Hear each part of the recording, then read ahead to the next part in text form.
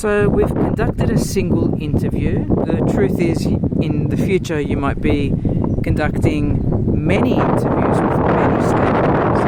Part of that stakeholder identification is basically how are things working there, why, who's got the power, who's got the budget, and who's got the say about how things may change.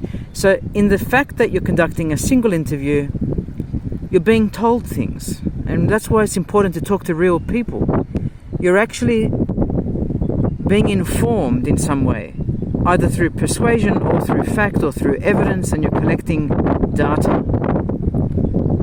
That was the whole purpose of gaining ethics approval, is that you're talking to a human subject, and therefore you're gathering evidence, and you might be using that evidence to prove something in later on. But for now, all we're doing is conducting a problem identification. We're trying to make sense of what the issues are. And in understanding the problems and identifying them, we can then actually say we can conduct a needs identification. So when people talk, they talk about great things, happy things. They also talk about things that have been difficult for them, things that they are trying to overcome.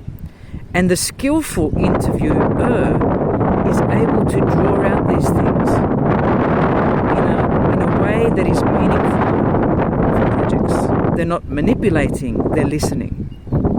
So what do you need is the main thing that we ask in public interest technology, and trying to satisfy those needs. So let's just say there's something called a pain chain chart. We list the pains, the reasons for those pains, and then opportunities in which we can overcome those pains. And when you have multiple stakeholders in an organization, all in unison saying these are our pains and these are the reasons for our pains, you'll find that there are similar reasons, if not exactly the same ones for those pains. You'll find there are there's a plane going past. That's interesting. Somewhere over there. Very hard to hear a plane at this point in time, but let's just continue. You can see how that caused noise pollution in this otherwise pristine place. But anyway, pain chains and pain chain charts, and when you come up with literal replication and multiple people saying the same thing, then you know it actually is in fact a reason for a pain. And the way to identify new opportunities in business is to overcome those pains with capabilities, whatever they are. And so there's a pain chain chart, which is like a graphic.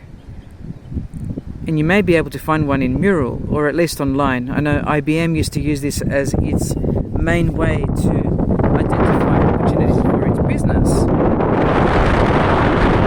But with pains, there are reasons for the pains and opportunities in order to overcome those pains. And that's when we have completed a value proposition statement coupled with a needs identification, which is your second assessment.